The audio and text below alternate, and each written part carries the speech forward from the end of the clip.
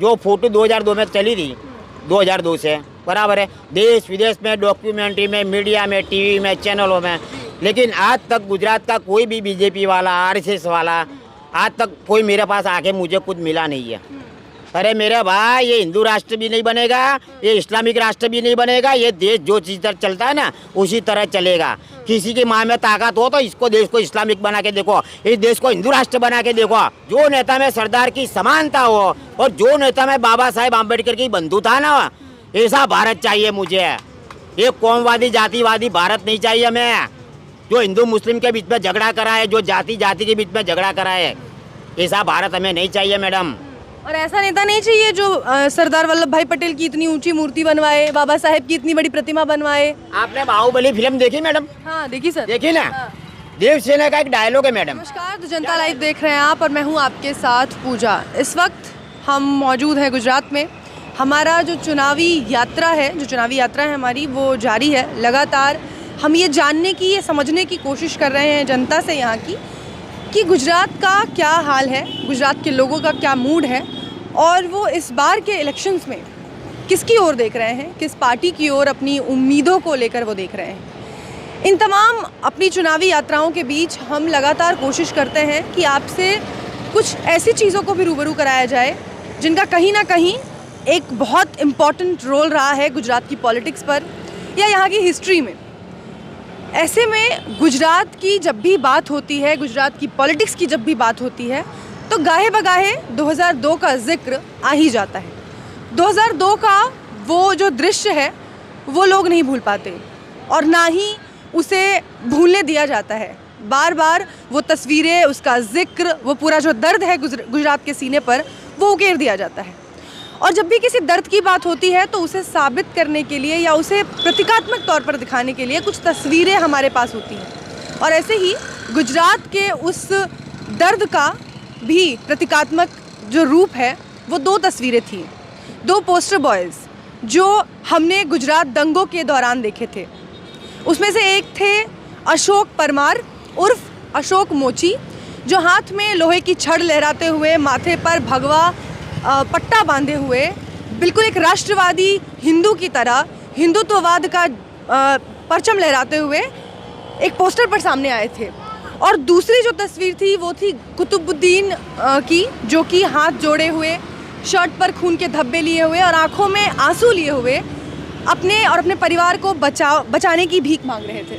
ये दोनों तस्वीरें जो थी वो प्रतीकात्मक तौर पर ये दिखा रही थी कि एक तरफ वो लोग थे जो इस पूरे दंगे के जो आक्रामक थे उनके रूप में सामने आए, और दूसरी तरफ जो कुतुबुद्दीन थे वो उन लोगों में थे जिनके ऊपर वो अत्याचार हुए। लेकिन उसके बाद तस्वीरें बदली और ये दोनों पोस्टर बॉयज़ मिले, दोस्ती हुई, ये हमने सबने देखा। लेकिन अब उन दोनों लोगों की ज़िंदगियां कैसी चल रही हैं और अब आने वाले चुनावों में भी वो किसकी ओर देख रहे हैं, किस राजनीतिक पार्टी की ओर देख रहे हैं, ये तमाम चीज़ें जानने के लिए हम यहाँ पहुँच गए। तो इस वक्त मैं जहाँ खड़ी हूँ, इस विधानसभा सीट की बात करते हैं। ये दरियापुर विधानसभा सीट है। पिछले 2 बार से कांग्रेस के विधायक यहाँ काबिज़ हैं और जो 21 विधानसभा सीटें हैं अहमदाबाद में, उसमें से 14 पर बीजेपी काबिज़ है। लेकिन ये कुछ चुनिंदा सीटों में से है जो कांग्रेस के खाते में जाती है। अब मेरे पास ये जिन्हें आप देख रहे हैं, ये हैं अशोक मोची, अशोक परमार। यही वो चेहरा है जो उस वक्त गुजरात दंगों के वक्त हिंदुत्व का चेहरा बने थे, पोस्टर बॉय बने थे। सर, सबसे पहले तो स्वागत है आपका हमारे चैनल पर। आपका भी स्वागत है गुजरात में, अहमदाबाद में। बहुत बहुत शुक्रिया। तो क्या चल रहा है, कैसा चल रहा है सब कुछ? अरे मैडम, एक गुजरात गरीब की ज़िंदगी तो क्या होती है, उसी तरह हमारा भी चल रहा है। इस देश में गरीब को की जो ज़िंदगी होती है, रोटी कपड़ा और मकान के लिए जीने का, बस हमारी ज़िंदगी भी उसी की तरफ चल रही है। ऐसा है। अच्छा अशोक जी, जब भी हम गुजरात की बात करते हैं, गुजरात इलेक्शंस की जब भी बात आती है, तो 2002 का जिक्र ज़रूर आता है। उसके बिना राजनीति पूरी नहीं होती यहाँ की। आपको हाँ। क्योंकि उस टाइम के जो हादसे घटनाक्रम है ना, वो एक इतिहास बन चुका है मैडम। तो उसका तो जिक्र हर, जब तक मोदी जी सत्ता में है दिल्ली पर, तब तक उसका तो जिक्र होता ही रहने वाला है। ऐसा है। तो मोदी जी हैं तब तक क्यों जिक्र है उसका? क्योंकि मोदी जी की वजह से एक हिंदुत्व की राजनीति की शुरुआत हुई। 2001 से हिंदुत्व की राजनीति की शुरुआत हुई और 2000 के दंगों में मोदी जी की जो इमेज बनी कि एक हिंदू नेता के रूप में बनी। तो जब तक ये मोदी जी है दिल्ली में तब तक तो ये चलने वाला ही है। और 2000 के दंगों के पहले मोदी जी को आरएसएस और बीजेपी के सिवा पब्लिक तो नहीं जानती थी कि कौन है नरेंद्र मोदी। मेरे जैसे थोड़े बहुत पढ़े लिखे जानते कि मोदी जी कौन है, लेकिन आम जनता को कोई मालूम नहीं था। लेकिन 2002 में गुजरात में एक दुखद भयानक हादसा हुआ, गोधरा कांड हुआ। अयोध्या से आने वाले कार सेवकों को गोधरा में जिंदा जलाया और उसके बाद में यहाँ गुजरात में बदले की भावना से, गुस्से में, आक्रोश में आम जनता की ओर से और कुछ पार्टियों ने बड़े बड़े हादसे करवा दिए। तो उसकी वजह से गुजरात के जो दंगे थे वो देश विदेश में चर्चा का केंद्र बन गया ऐसा। अच्छा, लेकिन आपकी जो तस्वीर सामने आई थी, आपकी तो तस्वीर हिंदुत्व के, कहते हैं ना, हिंदुत्व का चेहरा बनकर सामने आई थी। उस तस्वीर की सच्चाई क्या है? उस तस्वीर की सच्चाई में तो मैं बहुत कुछ बोल चुका हूँ पहले भी, और यूट्यूब पे मेरा बहुत वीडियो है, वो बहुत लंबी सच्चाई है। लेकिन शॉर्ट में इतना बोलता हूँ कि हमारा जो इलाका है वो तो गोधरा कांड से पहले ही अहमदाबाद में दंगा प्रभावित इलाका गिनाया जाता है। दरियापुर है, शाहपुर है, कालूपुर है, तो हमारे लिए तो सब कॉमन ही था। और उस टाइम के मेरे जो हालात थे कि 2001 में मैंने घर छोड़ दिया था हमारे पर्सनल प्रॉब्लम की वजह से, और मैं यहाँ सड़क पर ही सोता था। ठीक है, ये सामने आप जो मकान सब दिख रहे हैं ये मुस्लिम बस्ती है। तो उस टाइम पे यहाँ भी भयानक दंगा शुरू हो गया था, ऐसा है। अच्छा, मोदी जी के बारे में बात करें तो अब मोदी जी किसी राज्य के मुख्यमंत्री नहीं है, पूरे देश के प्रधानमंत्री हैं। तो आपने कहा कि हिंदुत्व की पॉलिटिक्स की शुरुआत की उन्होंने। हाँ, तो वो तो गुजरात से हो चुकी है ना मैडम। 2001 से ही गुजरात से है। मतलब कि देखो, गुजरात में मोदी जी ने, आरएसएस ने गुजरात को हिंदुत्व की लेबोरेटरी बनाया है और यहाँ इन लोगों को सफलता मिली। हिंदुत्व की लेबोरेटरी बनाया। हाँ, प्रयोगशाला बोलते हैं ना, जहाँ प्रयोग होता है। तो गुजरात में गोधरा कांड और गोधरा कांड के बाद के जो दंगे हुए तो उसकी वजह से यहाँ गुजरात को हिंदुत्व की प्रयोग। तो आपने जो ये वर्ड यूज किया हिंदुत्व की प्रयोगशाला, वो सफल रही? सफल ही रहा ना मैडम। ये जो यहाँ गुजरात में जो प्रयोग किया उन्होंने वो गुजरात में तो सफल ही रहा। और उसके बाद में लगातार गुजरात के में बीजेपी आती रही है, बराबर है। काफ़ी 2002 से लेके अभी तक 2022 20 साल हुआ, तब से बीजेपी का राज चल रहा है यहाँ। मतलब वो सफल हुआ यहाँ, और वही प्रयोग उन्होंने फिर नेशनल में, दिल्ली में, पूरे देश में लागू किया। वो उनमें भी उनको सफलता मिल गई। हाँ, क्योंकि 2 बार मोदी जी वहाँ बने ना, दिल्ली में भी, और ये तीसरी बार भी आएंगे शायद 2024 में। तो आप इसको कैसे देखते हैं कि जो ये प्रयोग सफल हो रहे हैं, ये अच्छा है कि बुरा है? बुरा, बहुत बुरा है मैडम, बहुत बुरा है। ये हमारी देश की एकता के लिए और आज़ादी में, हमको जो संविधान में आज़ादी के अधिकार मिले हैं ना, वो सबके लिए बुरे हैं मैडम। इसका मुझे 20 साल से यहाँ गुजरात की धरती पर अनुभव हो गया है, एहसास हो गया है कि इनकी जो राजनीति है ना, सबके लिए सही नहीं है। देश के लिए भी सही नहीं है, महिलाओं के लिए सही नहीं, दलितों के लिए नहीं, मुस्लिमों के लिए, गरीबों के लिए, किसी के लिए सही नहीं है। क्योंकि आपके सामने मैं बैठा हूँ ना, मेरी जो फोटो 2002 में चली थी, 2002 से, बराबर है, देश विदेश में, डॉक्यूमेंट्री में, मीडिया में, टीवी में, चैनलों में। लेकिन आज तक गुजरात का कोई भी बीजेपी वाला, आरएसएस वाला, आज तक कोई मेरे पास आके मुझे कुछ मिला नहीं है। इसकी 2 तस्वीर की वजह से मैं उस पर बहुत आफत आई, बहुत मुसीबत आई। वो सबका सामना मैंने अकेले ने भी किया है, ठीक है। लेकिन इनकी ओर से कभी मेरे को कोई मदद नहीं मिली है, क्योंकि जो तस्वीर मैंने दी थी ना, वो मानवता और समानता, इंसानियत की भावना से ही दी थी, ठीक है। तो मैं भी किसी से जुड़ा हुआ नहीं हूँ, वो टाइम पे जुड़ा नहीं था, आज भी नहीं जुड़ा हूँ। कोई भी हिंदूवादी संगठन या बीजेपी से मैं कभी जुड़ा नहीं हूँ। लेकिन आपको जोड़कर देखा गया था, माथे पर भगवा पट्टा था। मीडिया की गलत फहमी की वजह से उस टाइम पे मुझे जोड़ दिया था हिंदूवादी लोगों के साथ में, कि ये बजरंग दल वाला है और जो हिंदुत्व बोलते हैं उसका समर्थक होगा, इस तरह का मीडिया ने दिखाया था। जबकि मीडिया की आपको एक बात बोलूँ, मीडिया ने काफ़ी 12 साल मेरी तस्वीर चलाई, लेकिन मीडिया ने कभी पर्सनल मेरे बारे में लिखा था कि ये तस्वीर किसकी है, कहाँ की है। दंगा तो गुजरात में मैडम 2-3 हज़ार जगह पे हुआ था, बड़ा छोटा बड़ा सब मिला के, ऐसा है। तो उस वक्त आप हाथ में वो लोहे की छड़ लेकर क्या करने जा रहे थे? अरे मैडम, मैं आपको पहले ही बोला ना कि हमारा जो इलाका है अहमदाबाद का ही है, ये हिंदू मुस्लिम मिक्स इलाका है, और यहाँ तो पहले से ही दंगे हो रहते थे।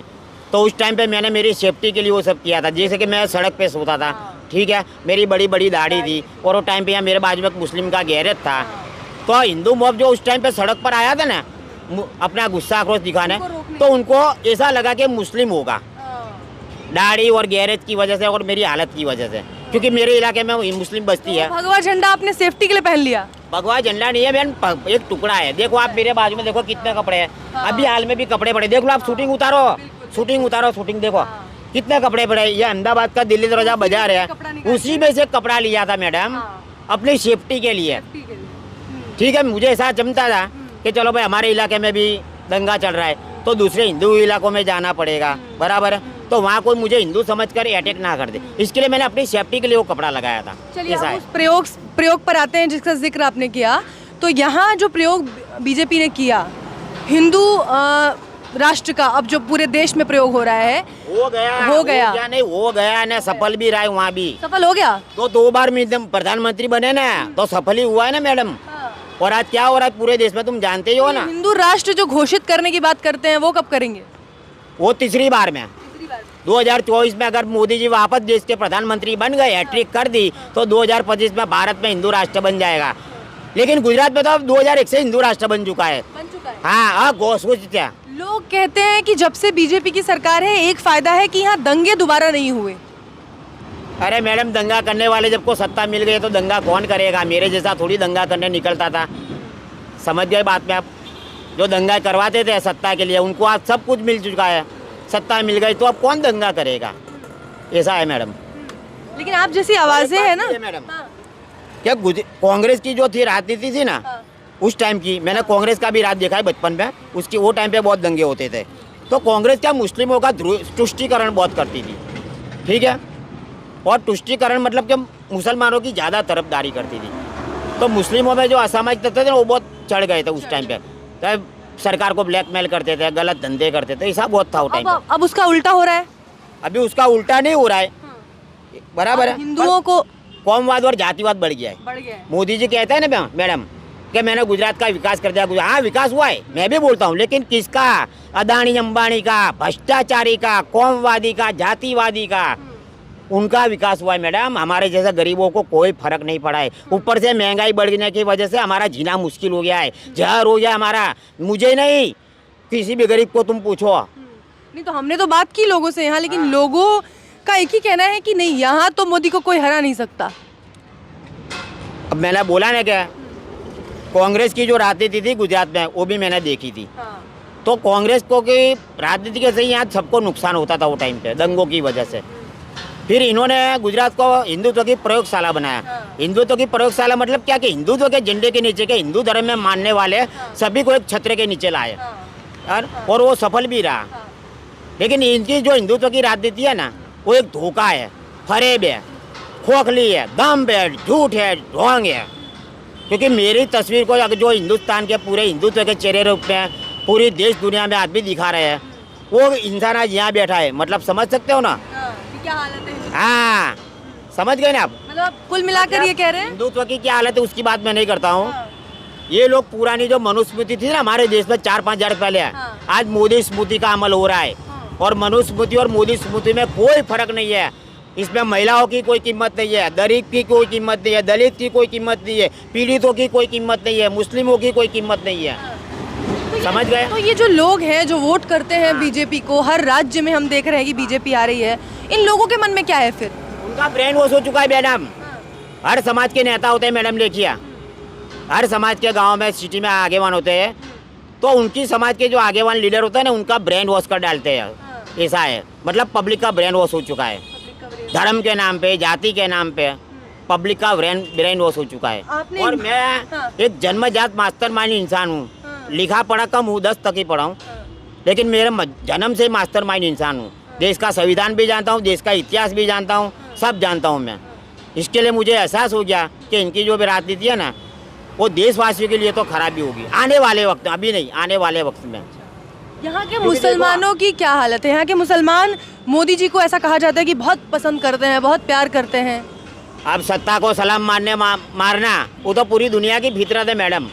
अब उनको भी मालूम पड़ गया कि गुजरात में बीजेपी के सिवा कोई आने वाला नहीं है, तो अपने फटलब के लिए कुछ भी लिए सत्ता को सलाम मारेंगे।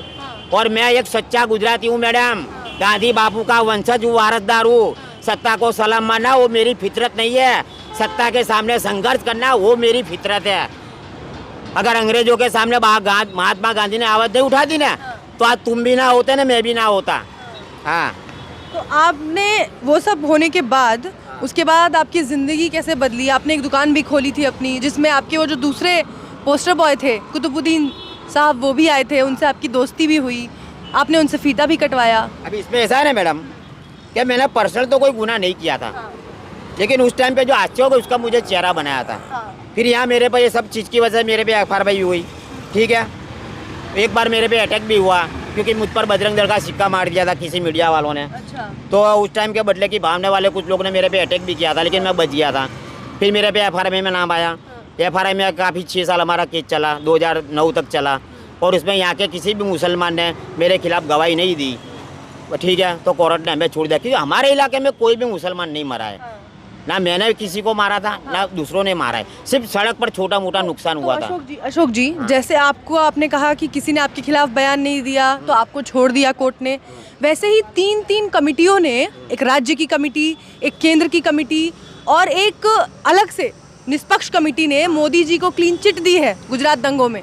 देखिए, मैं इतना पढ़ा लिखा नहीं कि वो कमेटी के बारे में बोल सकूँ, वो राजनीति का विषय है, वो जनरल है, उसके बारे में मैं कुछ नहीं कह सकता हूँ। लेकिन एक बात तो जरूर बोलूँगा मैडम कि एक राज्य के मुख्यमंत्री होने के नाते मोदी जी की ये जिम्मेदारी है कि लोगों की जान माल का रक्षण करना बिना भेदभाव के, हिंदू हो, मुस्लिम हो, दलित हो, किसी का भी। वो टाइम पे निष्फल रहे थे, फेल हो गए थे, और उन्होंने अपनी निष्पक्षता का स्वीकार नहीं किया। इन्होंने अपनी निष्पक्षता का स्वीकार टोपला, दोस्त का टोपला गुजरात की जनता पे डाल दिया था कि गुजरात के दंगों में मेरा या मेरी सरकार का कोई हाथ नहीं है।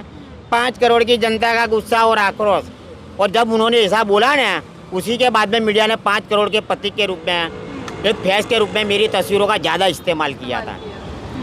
क्योंकि जहाँ पे दंगा हुआ था, जहाँ मुसलमानों पे अत्याचार हुआ ना, वहाँ तो आप लोग भी शूटिंग उतारने नहीं जा सकते थे मैडम वो टाइम पे, नहीं तो आपको भी मार पड़ती। यहाँ ऐसा नहीं था मैडम, यहाँ तो पत्रकारों को, उनको जो पत्रकार धर्म है ना, वो हमने निभाने दिया है मैडम।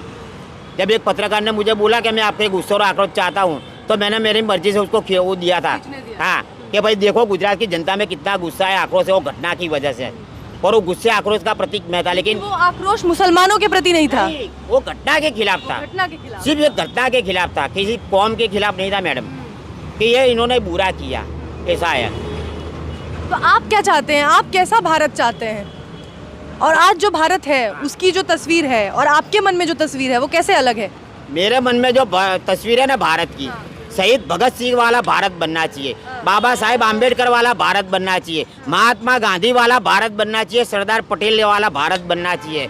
जो नेता में महात्मा की मानवता हो, जो नेता में सरदार की समानता हो, और जो नेता में बाबा साहेब आम्बेडकर की बंधुता ना, ऐसा भारत चाहिए मुझे।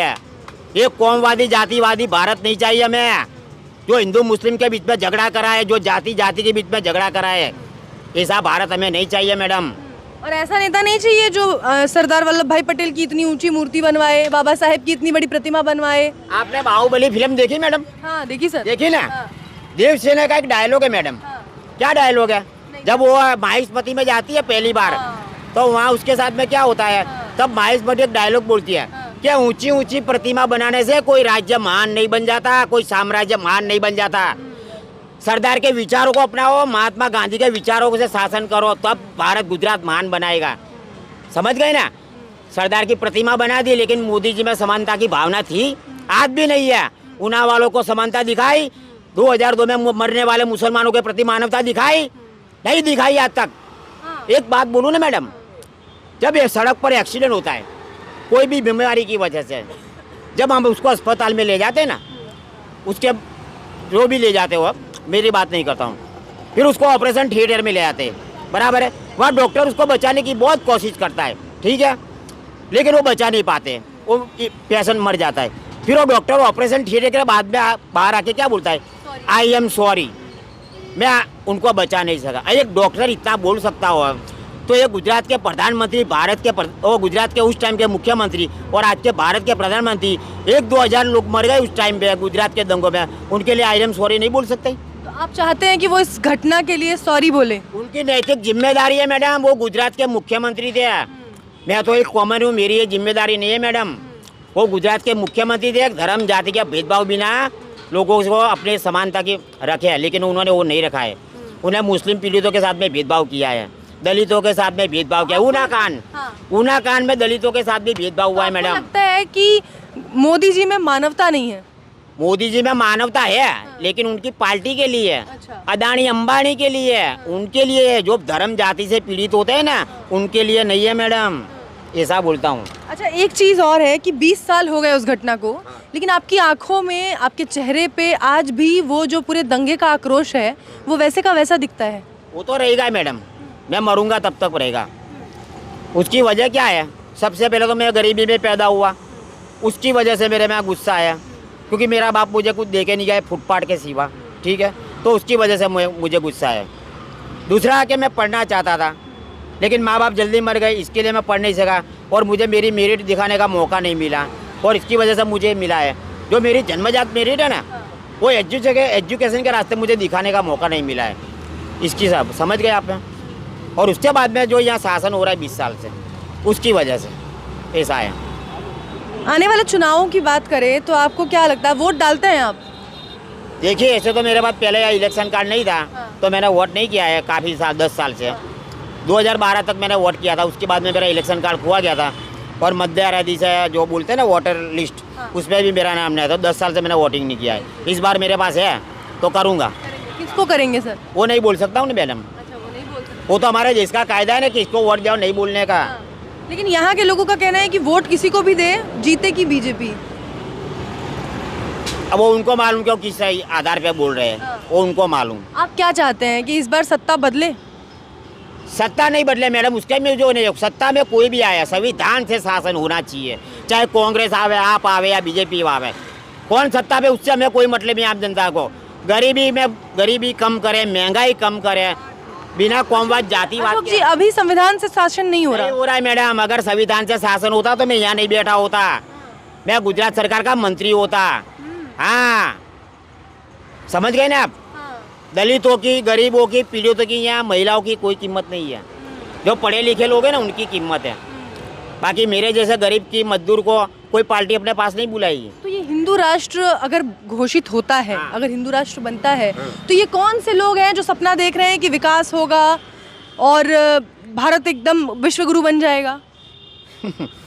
अभी वो क्या बोलते हैं, आपने एक सीरियल देखी थी ना मैडम, बहुत टाइम पे दूरदर्शन पे आती, शायद आपने नहीं, मैं बचपन में देखता था, हमारे घर जब रहता था, मुंगेरी लाल के हसीन सपने। बस ये मुंगेरी लाल के हसीन सपने ही देख रहे हैं। खुली आंखों पे सपने देखने वाले लोग हैं हिंदू राष्ट्र का। अरे मेरे भाई, ये हिंदू राष्ट्र भी नहीं बनेगा, ये इस्लामिक राष्ट्र भी नहीं बनेगा। ये देश जो चीज़ तरह चलता है ना, उसी तरह चलेगा। किसी की माँ में ताकत हो तो इसको, देश को इस्लामिक बना के देखो, इस देश को हिंदू राष्ट्र बना के देखो। बोलो कोई है, किसकी माँ में ताकत है? बीजेपी वाले तो कह रहे हैं, जैसे अभी आपने कहा कि अघोषित हिंदू राष्ट्र है 2001 से गुजरात। उसका मतलब है मैडम, क्योंकि गुजरात में कौमवाद और जातिवाद है। हाँ, वो यहाँ के लोगों में है, लोगों में नहीं है, पार्टियों में है। आपने देखा होगा कि 2014 में जब मोदी जी गुजरात से वहाँ गए दिल्ली में, उनका प्रमोशन हो गया, विकास हो गया। उसके बाद में 2015 में गुजरात में क्या हुआ था? हार्दिक पटेल नाम का एक मासूम लड़का, जिसको दुनियादारी का भान नहीं था, अपनी समाज के लिए आरक्षण मांगने निकल पड़ा था। वो अब किसी का कहने पे ही निकला होगा ना। 22 साल की उम्र थी मेरे मैडम, तो समझो कि उसके पीछे किसका हाथ होगा। तो अभी तो वो बीजेपी में है। हाँ, तो वही बोलता हूँ ना मैडम, वही तो बोल रहा हूँ अच्छा, कि गुजरात में जातिवाद चला हुआ अभी। उसके बाद में राजनीति में जातिवाद है। राजनीति में जातिवाद चला हुआ। उसने आरक्षण मांगा तो ओबीसी में अपनी समाज को बोला कि हमको ओबीसी में समाओ, हमारी कम्युनिटी को। तो ओबीसी की ओर के अल्पेश ठाकुर आ गया, फिर ऊना खान हुआ, फिर दलित नेता के रूप में हम जिग्नेश मेवाणी आ गए। मतलब ये जातिवाद नहीं तो क्या है मैडम? कोई एक ऐसा नेता नहीं है जो पूरे गुजरात को मंजूर हो आज। मतलब सब पूरे अपने गुजरात जाति का एक नेता नहीं है, एक नेता नहीं है, अलग अलग धर्म के नेता है। मोदी जी सबके नेता नहीं है। मोदी जी सबके नेता नहीं है। जब गुजरात में थे तो पार्टी के नेता थे, एक पार्टी के नेता है। गुजरात की नहीं, भारत की आधी बस्ती मोदी जी को वोट नहीं देती है। सिख नहीं देते हैं, मुस्लिम नहीं देते हैं, दलित नहीं देते हैं, कई लोग नहीं, वो नहीं देते हैं, ख्रिस्ती नहीं देते हैं, क्रिश्चियन नहीं देते हैं। तो कहाँ से? पूरे खाली सत्ता के रूप में वो भारत के प्रधानमंत्री है, और वो भी हिंदुओं को ही मान्य है। पंजाब, राजस्थान, हरियाणा के किसानों को मान्य नहीं था जब किसान आंदोलन हुआ ना। आज के टाइम में कोई ऐसी एक पार्टी है जो आपको लगता है कि निष्पक्ष है, जो तुष्टिकरण नहीं करती राजनीति में जाति धर्म का? देखिए मैडम, मैं गुजरात के बाहर ना सिर्फ केरला गया हूँ और किसान आंदोलन में गया हूँ, तो वहाँ की क्या राजनीति है उसके बारे में मैं कुछ नहीं बोल सकता हूँ। बाकी गुजरात, भारत में आज ऐसी भी एक पार्टी नहीं है जो संविधान से शासन करे, कोई नहीं है। कोई प्रदेशवाद चलाती है, कोई कौमवाद चलाती है, कोई जातिवाद चलाती है, यूपी बिहार आप राजस्थान। किसान आंदोलन में गए थे हाँ किसानों का समर्थन करने, हाँ उससे कुछ उम्मीद मिली आपको? हाँ, एकता देखी मैंने वहाँ। एकता देखी आप? हाँ, आपने जो अपने- एक भारत श्रेष्ठ भारत का मोदी जी जो सपना देखते हैं ना, वो मैंने किसान आंदोलन में देखा, गुजरात में नहीं देखा। वहाँ मुझे भी समानता मिली, मानवता वहाँ भी दिखी। लेकिन किसान आंदोलन भी खत्म हो गया। वहाँ कोई हिंदू नहीं था, कोई मुस्लिम नहीं था, सब थे, अमीर थे, गरीब थे, समानता थी, सब था वहाँ। वहाँ मैंने देखा ऐसा। अच्छा अशोक जी, आप हिंदू हैं? ऐसे तो अभी की हमारी जो देश की सिस्टम है मैडम, उससे तो हमारी गिनती हिंदू में होती है। अभी जो बेसिक सिस्टम मतलब क्या, वर्ण व्यवस्था? वर्ण व्यवस्था नहीं मैडम, अभी जो संवैधानिक सिस्टम है तो उसमें तो हमारी गिनती हिंदू में ही होती है ना, दलित जो होते हैं। अच्छा, दलितों को हिंदू में गिनते हैं? हमारा जो जन्म का प्रमाण पत्र होता है उसमें हम हिंदू और हमारी जो कास्ट आती है वो लिखाया जाता है। नहीं तो कई दलित तो ऐसे हैं जो खुद को हिंदू नहीं मानते। वो नहीं मानते हैं, अब तो मैं भी नहीं मानता हूँ मैडम। अब आप भी नहीं मानते? हाँ, अब क्यों? क्योंकि 20 साल में मैंने जो गुजरात में एहसास किया ना, वो मैं भी मानता हूँ कि मैं हिंदू में गिनाता नहीं हूँ, मैं दलित में ही गिनाता हूँ। दलित ऐसा है। अलग है। दलित अलग है, दलित अलग नहीं है। ऐसे तो दलितों को हिंदू धर्म से जोड़ दिया हजारों साल से, पर जो हिंदू धर्म के ठेकेदार है ना, वो दलित को हिंदू नहीं मानते मैडम, समझ सके ना। आप गांधी की बात कर रहे थे, गांधी कहते थे कि दलित हिंदुओं का अविभाजित अंग है, लेकिन दलितों को कभी राजनीति में वो जगह नहीं मिली। वो वर्ण व्यवस्था की वजह से मैडम। हाँ, ऐसा है। चलिए, बहुत शुक्रिया अशोक जी, हाँ। बहुत बहुत धन्यवाद आपका हमसे बात करने के लिए। और जो पूरी राजनीति है गुजरात की 20 सालों की, उसको आपने निचोड़ कर रखा हमारे सामने, बहुत शुक्रिया।